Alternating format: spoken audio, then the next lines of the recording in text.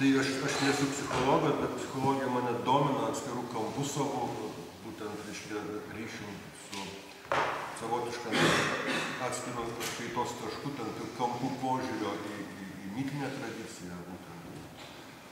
Tai čia bus pranešimas toks, kaip, tarkim, nieko naujo apie paukščio kažkokią simboliką apskritai aš turbūt nepasakysiu, vargu ar šis įmanoma kažką ir reikia labai naujo ką pasakyti, bet norėjau pateikti gana aktualią lietuvišką medžiagą šito klausimo. Tai,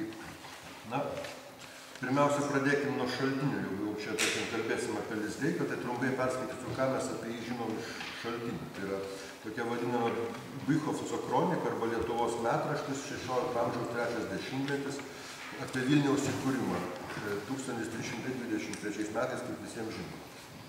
Išjojo didysis kunigaikštis medžioti už 4 mylių nuo Trakų ir randa ties Vilniaus upe gražų kalną, ant kurio aptinka didžiulį žvėrį taurą ir užmuša jį ant to kalno, kuris ir dabar tebevadinamas Tauro kalnu.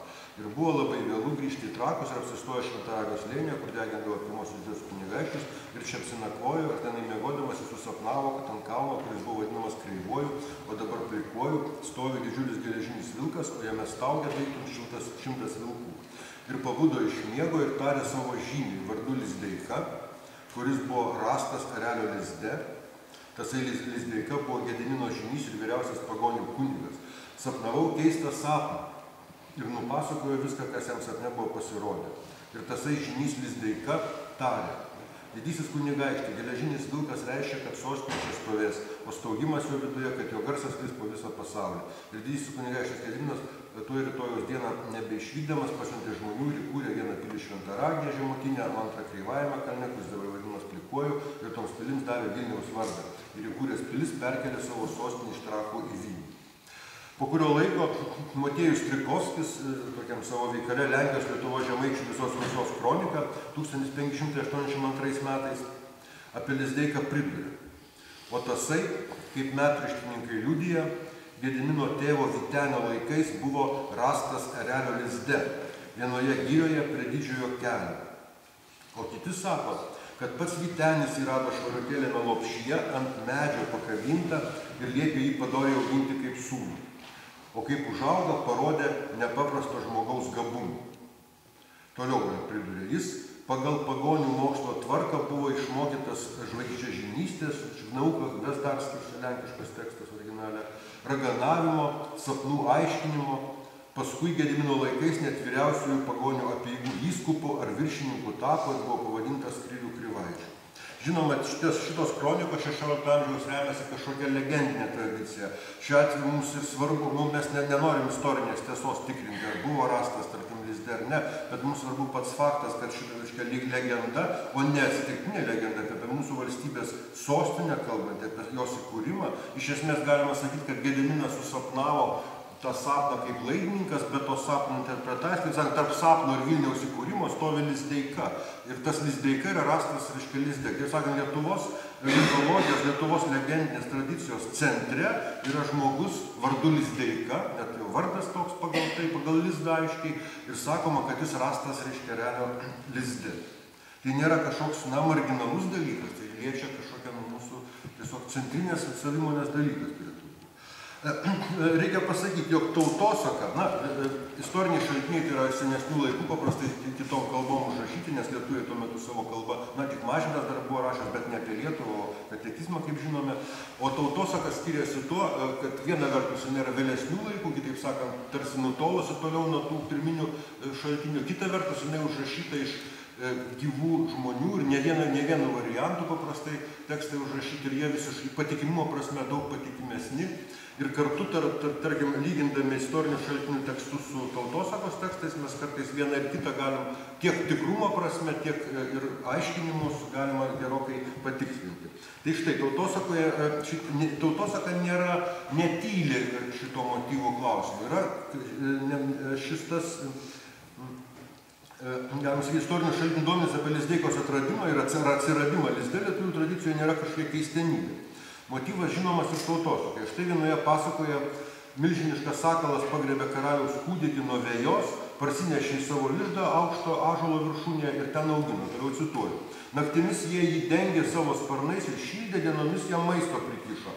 Taigi tas karalaitis nie badu mirt, nie sušalt neprivali, bet paukščio lizdelį mitų. Paskui sakalas dar parsinešė lizdan antrą karaliaus vaiką, karalaitį.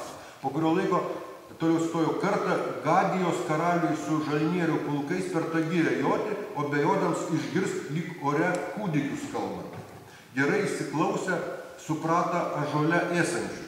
Vienas užlipęs atrado karaliaus vaikus sakalo lizde ir juodu nugelbėjo, tai išgelbėjo. Iš esmės mes matome visiškai tą patį motyvą pasakoje. Čia ir įdomus du dalykai. Pirma, čia kalbama ne apie eilinius vaikus irgi kaip ir legendoje, o apie karalaičius. Antras dalykas, vaikai čia ne nuo pat pradžių atsiranda tarsi iš to lizdo, bet jie labai aiškiai paukščio nusinešami tą lizdą, tik po to jie atrandami jau grąžinami žmonių pasaulį. Taigi čia tokia, galima jau pajusti tam tikrą tokią simbolinę užuominą į iniciacijos ritualą kažkokį, galbūt. Bet štai kita pasaka štai kaip prasideda. Buvo dėdas ir boba ir neturėjo jie du vaikų. Nuėjo dėdas į gyrę malkaut ir pamatė medyje lizdą. Dėdas įlipo į medį, paėmė lizdą su 12 kiaušinių ir prasinešė namo. Ir sako boba, dabar tu boba sėsk ant tų kiaušinių ir sėdė.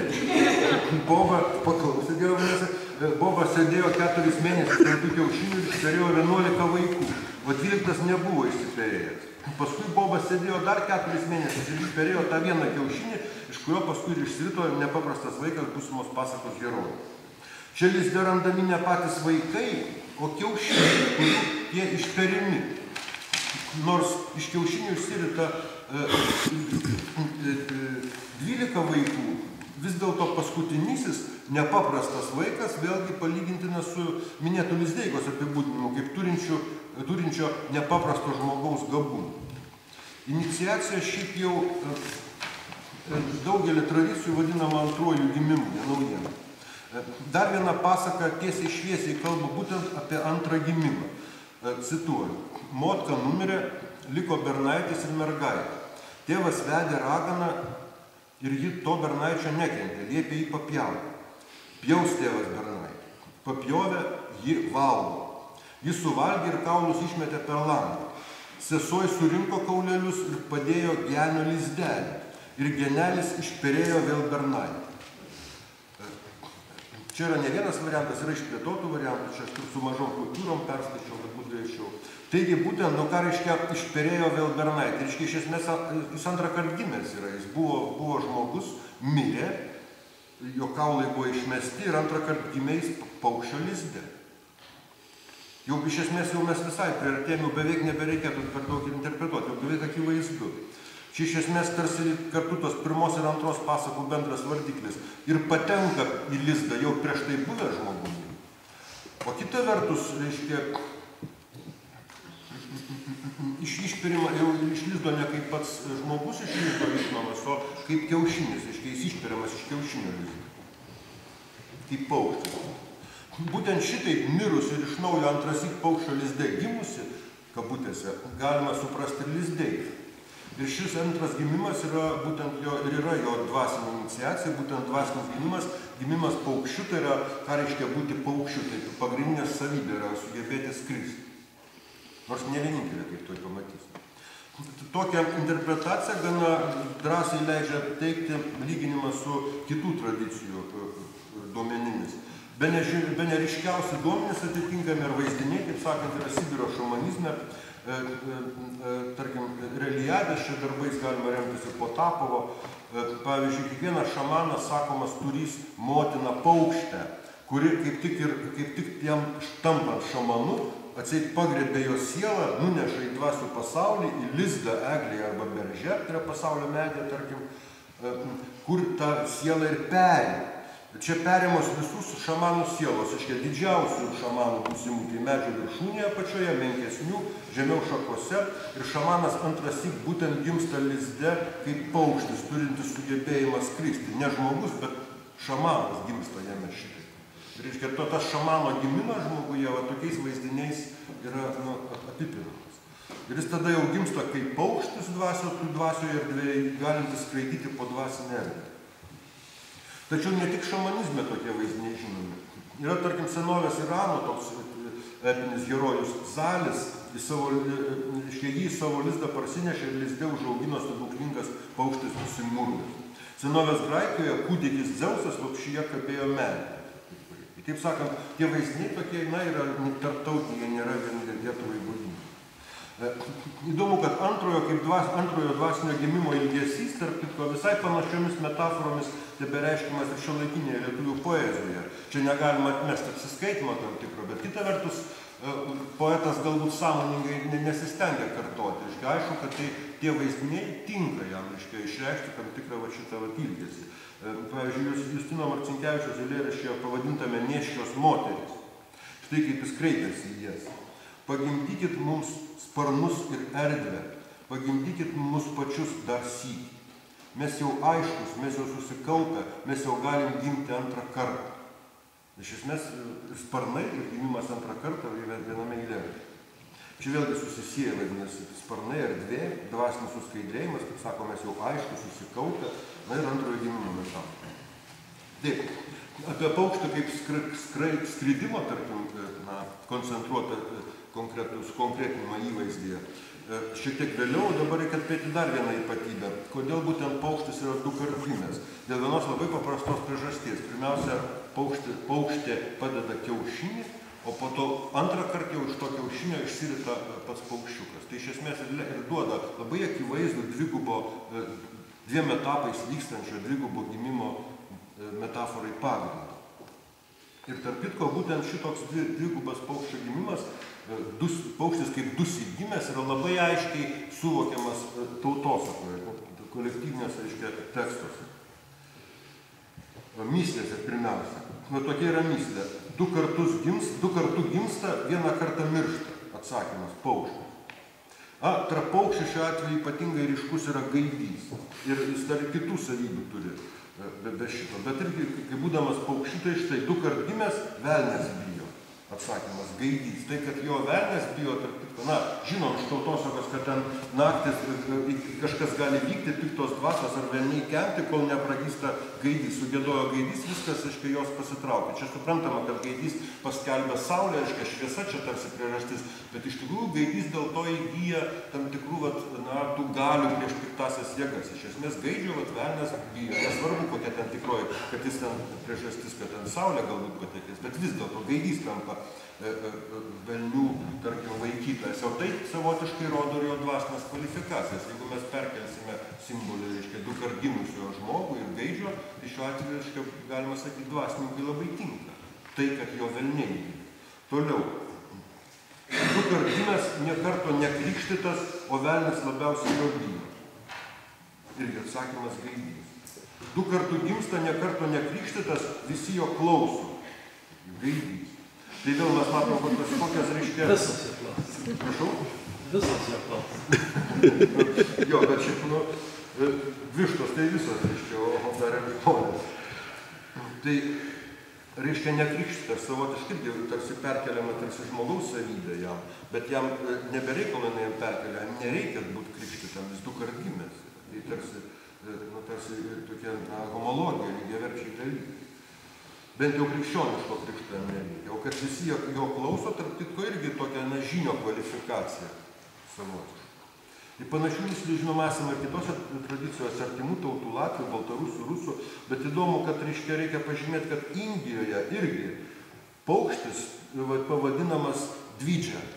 Dvidžia, pažodžiui, reiškia, sakytumėm, gal dvigymis, dvigama, galėtum pasakyti. Tai iš esmės pažodžiui reiškia du kart gimęs.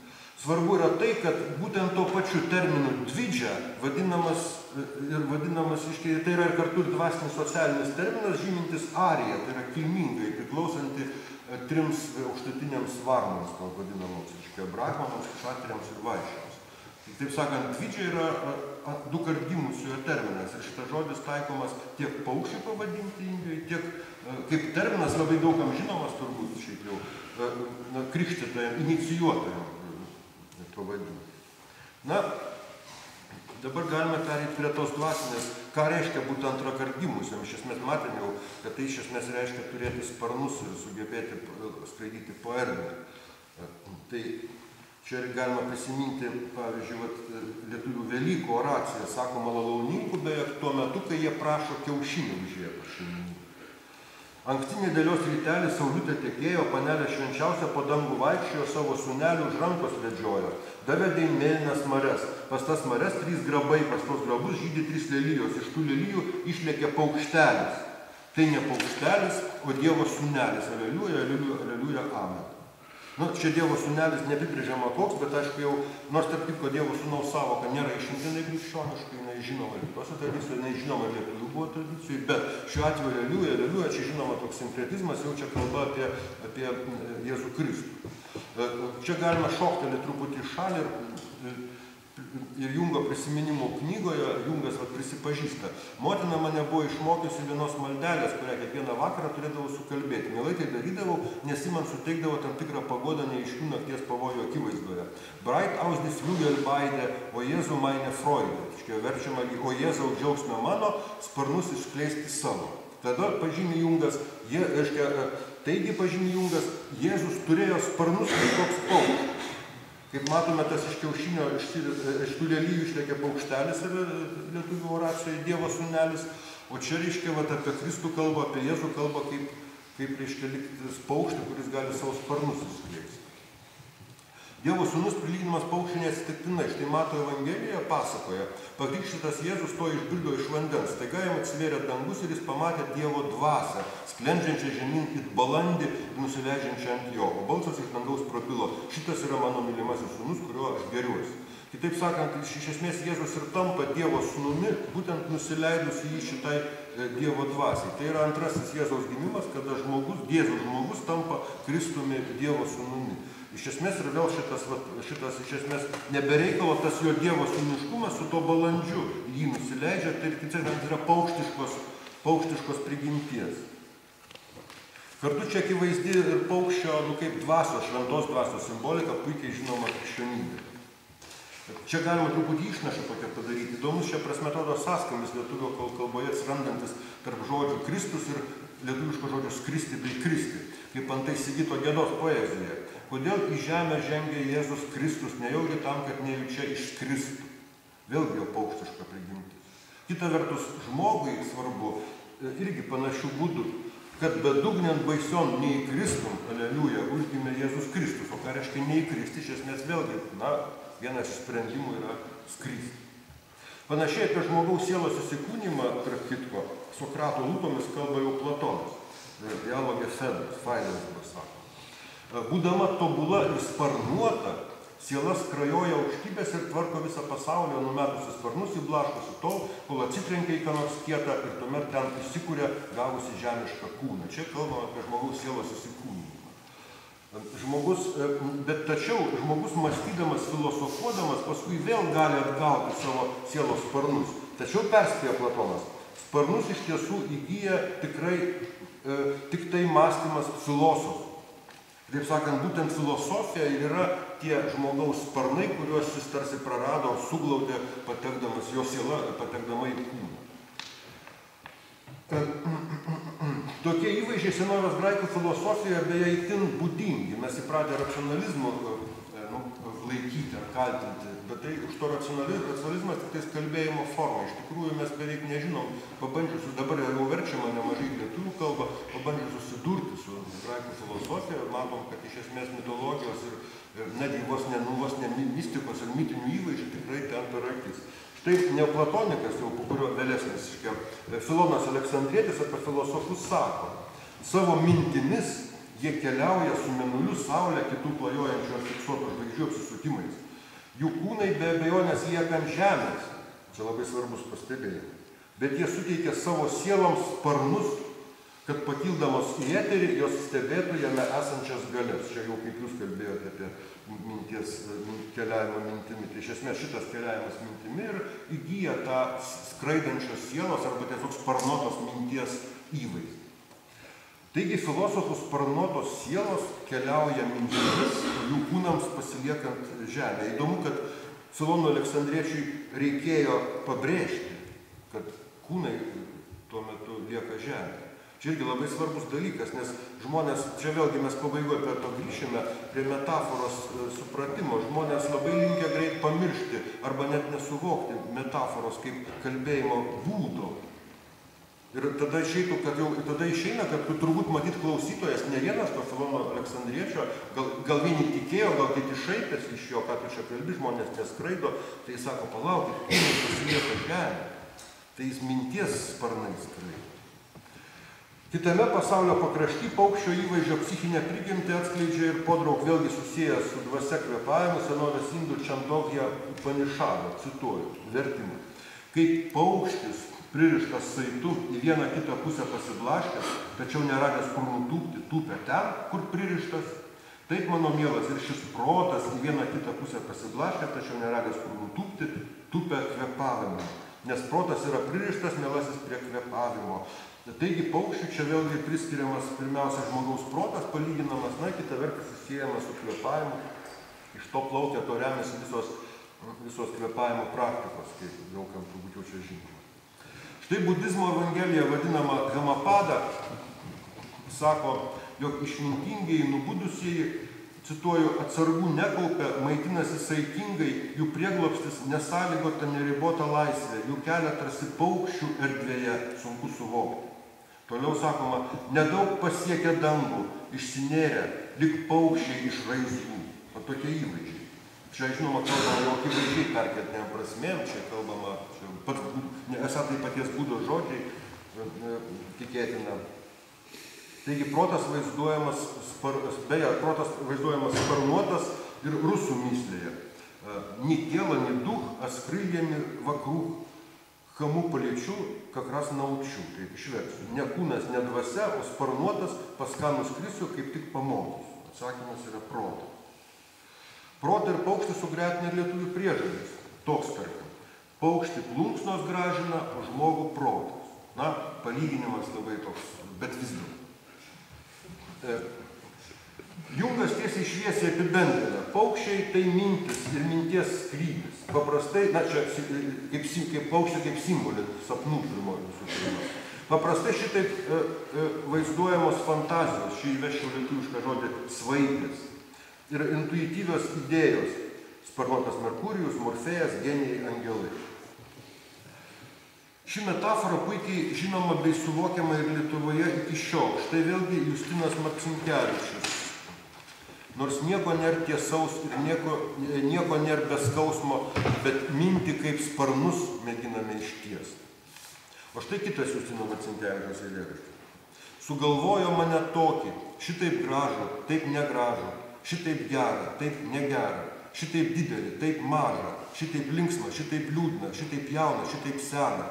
Dar gerai, kad man pridėjo šitiek paukščio, šitiek medžio.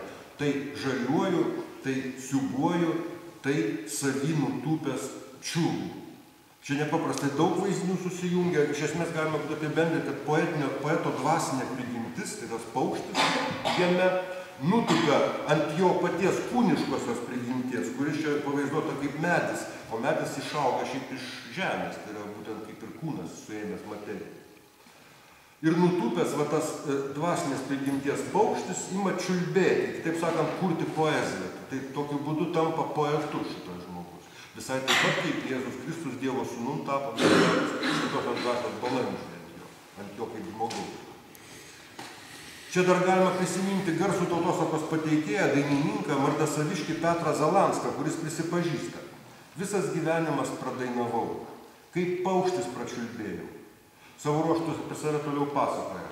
Savo jaunystės dienomis daugel kartų sapnavau, kad aš kaip paukštis skraidau po orą, kaip to žąsis ar gervės laukinės sparnus ištiesia. Vėlgi matom, čiulbėti kaip paukščiai ir skristi kaip paukščiai nėra du skirtingi dalykai. Jie vėl sueina į tą vieną bendrą pirminį vaizdinį. Na, žinoma, negalima neprisiminti pirmojo mūsų pastarųjų jau laikų naujosios Lietuvos, lietuviškosios Lietuvos poetą Strazdelį. Jis, žinoma, Strazdas pavardė, Drazdovskis, taip tarsi sulenkintas. Bet vėlgi jis randa savyje šitam vardės, savyje tikrai tą antras įgimusi Strazdą. Ir tokiu būdu jis jau tampa Strazdas nebe pavardė, o Strazdas savo įkvėpimu, antruoju gimimu. Kaip matysime, tai šitas sutapimas su pavarde toliau, reiškia, pasitaiko ir kitais atvejais. Jau dar prieš jį, prieš Strazdą šitaip yra buvę lietuvių istorijoje. Na, dabar šiek tiek apie skrydžio simboliką. Lietuvių liaudies skrydžio simbolika susijusia, kaip reiškia, su sparnų ar plunksnų vaizdiniu, kaip paukščio atributu. Mes žinome be galo plačiai pasaulyje, pradedant indėnais, kur vaikystėje visi puošiamės, bent jau berniukai, ir baigiant, tarkim, šamano apdarais apkaišytais plunksnomis, ir beje keltai airiai taip pat šitos plunksnų apdarus žino, kad, taip sakant, tavo skrydžio, kaip skrydžio galios, reiškia, simbolį, plunksnas ir sparnus. O štai lietuvių liaudies vestuvinėje dainoje ištekėjusi Marti sako: Aisiu į girelę, pas margą gegelę, paskolinsiu sparnelius ir raibasias plunksneles, lėksiu pas tėtušį, pas baltą matušę, į vyšnelių sodelį, rūtelių darželį. Labai lyrinė daina, žmogus net subjektas lyrinis net nesusimasto turbūt, bet iš tikrųjų jis pavartoja tą patį įvaizdį, jis kalba, kad jis iš gegelės skolinsis sparnelius plunksneles ir jas pasiskolinęs skris. Kitas variantas dainos. Tai, kad aš žinočiau to margo genelį, paprašyčiau sparnelių ir margųjų plunksnelių, aš skrisčiau, nuskrisčiau močiutės dvarelį. Lygiai tas pats pasakose. Štai jaunukas, sprukdamas nuo raganos, įsilipo į medį, o ragana prisivijo ir jau kerta medį. Cituoju toliau. Jaunukas ėmė šauktis pagalbos, sakydamas: visi paukšteliai, kurie čion čiulbaujat, nuleiskite man po plunksnelę, sumeskit susimildami po plunksnelę. Štai pradėjo paukščiai lėkti, sumetė jam po plunksnelę. Ir kaip jau medis pradėjo lūžt, tuokart jaunukas su tomis plunksnomis pasimosavo ir nulėkė. Kitoje pasakoje, kitame variante, gulbė sumetė jam po plunksną, jis tom plunksnom apsikaišęs, purpt ir išlėkė ir parlėkė pas tėvą. Vėlgi matom tą patį įvaizdį. Taip galima suprasti ir raganų plunksnas, žinomas iš 17-18 amžiaus raganų bylų. Štai 1726 metais, birželio 12 dieną, teisme raganavimu buvo apkaltinti Darsūniškio miestelio gyventojai Juozapas Šarka su žmona. Byloje rašoma: paėmęs tardymui pirmiausia pačią Šarkienę, budelis pagal paprotį jos galvoje plaukuose rado plunksnų iš Šarkos uodegos ir padėjo ant teisėjų stalo, kur vyko tardymas. Štai argumentas. Kaip matome, sutuoktinių pavardė sutampa su jiems prikišama veikla, nes vienas iš būdingų raganos požymių išties buvo sugebėjimas skraidyti. Štai 1666 metų rugsėjo 11 dienos teismo kaltinime Paįžnio kaimo Padėvyčio apylinkės valstietei Elžbietai Viržukienei sakoma: o ta ragana ne tik pats ponas Kanapinskas matė skrendančią, bet esą daug žmonių kaimynų tai aukščiau nurodytų laikų matė. Pažymėtinas ypač 1680 metų kovo 15-22 dienos teisme raganavimo apkaltinto Raulių dvaro šeimynykštės Zuzanos Šlekinienės prisipažinimas. Sakė, kad tie asmenys pasivertę šarkomis, sulėkiantis į kalną prie Šaltuonos upės ties Eržvilku, o šią praėjusią vasarą buvo sulėkę ant minėto kalno 5 kartus, palikę savo kūnus įprastose vietose. Būtent pats Budreckas ir pati Budreckienė, trečioji Lukavičienė, ten pat raiste, netoli nuo savo Nungališkių namų, jo malonybės pono Golovino miškelio gale. O kai reikia skristi, ateina į tą vietą. Ir taip palikę kūnus, kiekvienas iš tų asmenų skrenda Šarką. Turi taip pat ir kitas vietas ir šiuo būdu darydami lekia. O aš, Zuzana, kai ateinu į sodą prie upelio ties savo pono dvaru, toje vietoje palikusi kūną, lekiu Šarką. Palikę kūnus reiškia, kad paukščio pavidalu skrenda ne jų kūnai, o būtent dvasios. Ir čia mes negalime neprisiminti Filono Aleksandriečio, kurio žodžiais filosofai keliauja mintimis, o jų kūnai be abejonės lieka ant žemės, nes jie suteikia savo sieloms sparnus. Kitaip sakant, mes matom visiškai tos pačius vaizdinius, tokiu pagrindu galime lyginti Filoną Aleksandrietį, vieną iš akademijos narių, vieną garsiausių neoplatonikų, ir štai lietuvių raganas kaltinamas raganavimu, kaltinamas skraidimu ir iš jų galvose randamos nor padangėmis skleisti sparnus, kūnas riša ją pančiais ir nedora valia, nekalčiausius apskundžia sapnus. Čia vėlgi būtent dvasia nori skleisti sparnus, o ją supančios kūnas trukdo panašiai kaip Platono ir Panišado atveju. Kitame eilėrašty Maironis vėl klausia, kogi trokšti nesoti dvasia paslaptingais sparnais, kur lakioji. Taigi sparnai bei plunksnos yra skrydžio esmiškai minties dvasios svajų skrydžio būdingos priemonės ir žymenys. Mes iki šiol jau kalbam apie dvasios skrydį, apie polėkį pagaliau kalbam. Beje, sėdami į būtent su įkvėpimu. Tai polėkis susijęs su įkvėpimu. Tai vėlgi sąsaja dvasios, reiškia, ir sparnų ir dvasios, kaip Upanišados, kur sakė, kad paukštis, protas kaip paukštis, bet jis tupi ant kvėpavimo. Pavyzdžiui, lotynų spiritus dvasia, bet inspiracijoje yra įkvėpimas. Tai lietuviškai sakydam įdvasis. Trumpai drūtai. Atrasti lizde reiškia prilyginti paukštį. Trijų pasaulio lygmenų atžvilgių paukštis labai aiškiai yra vienareikšmė, yra oro, dangaus būtybė. Oras savaime yra dvasios erdvė, kartais tai tiesiog akivaizdu kalbos lygmenį, kaip kad rusų žodžiai duch, dvasia ir vos duch, oras. Pažiūrėti, tai būtų tai, kas įkvėpiama. Dar palyginkime lietuvių dvasuoti, kvėpuoti tiesiogiai su dvasia ir taip toliau. Taigi, prilyginti ką paukščiui įvaizdžių kalba reiškia priskirti jam atitinkamas dvasinės kvalifikacijas. Taip sakant, kabutėse sparnuotą sielą, sugebėjimą mintimis skraidyti. O lizdeikai, kaip senosios religijos vyriausiam dvasininkui, tai tinka kaip niekam kitam. Na ir porą dar sakinių jau pabaigus pranešimą, bet tarsi po tokios tarpelio dar čia įrašyti.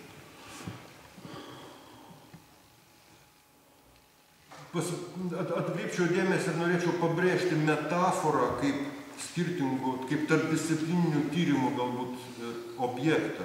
Tai ir vieta, kur kryžiuojas ir kertas ir psichologijos, religinių praktikų, mitologijos ir netgi literatūrologijos tyrimų sankirta. Tai kartu būtų ir raktas į pamatinę žmogaus sielos ir vaizduotės mąstymo ypatybę. Man regis, kad didžiulis nuošimtis nesusipratimų, net ir kultūroje plačiausia prasme, kyla dėl metaforos nesuvokimo. Man regis, tokie dalykai jau čia minėjau, kaip, reiškia, energetikai visi šitie, turiu galvoj ne atominę elektrinę, o būtent reiškia tos žmonės, kurie energijas, vibracijas gaudo ir siunčia. Iš esmės, mano supratimu, tai yra tiesiog visiško metaforos nesuvokimo padarinys. Visos senosios religijos kalba metaforomis. Jeigu tik mes pamiršime metaforą, mums teks arba ateivių rasti, arba energijom, arba patiems pasivertus paukščiu nuskristi, arba net galbūt gyvybę rizikuojant prisipažinti, kad taip dariau. Dar vienas dalykas. Čia irgi buvo užsimenta kažkieno pranešime, kad tai man atrodo, kad sąmonės raida nuo metaforos išgyvenimo rituale ar mistinėme patyrime prie metaforos suvokimo, kaip esminės savęs pažinimo priemonės bei sąmonėjimo požymio.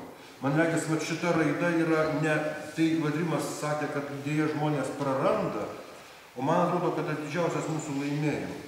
Kad suvokdami, matydami simbolius, atpažindami metaforas savo mąstyme, mes tarsi atpažįstam akinius, pro kuriuos matom pasaulį. Ir tada įgyjam galę šiek tiek atskirti, kur čia yra dulkė ant akinių, o kur reiškia pasaulio tikrovės dalis.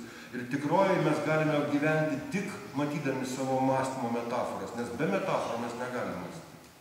Man regis, kad čia yra esminė pažanga ir labai rimtas žingsnis pirmin. Aš netgi pasakyčiau, kad metaforos netgi vos ne kriterijus, tik metaforos nepakankamo suvokimo, gal mūsų dėka čia ne visai tinka žodis, dėl žmonės gali, tarkim, pradėti patirti mistinius potyrius. Ir galbūt pagrindinis gydymo būdas būtų jiems išaiškinti metaforos prigimtį. Atrodo paradoksaliai, bet man regis, kad sąmonė yra didesnis stebuklas negu sapnai bet kokie. Ačiū už dėmesį.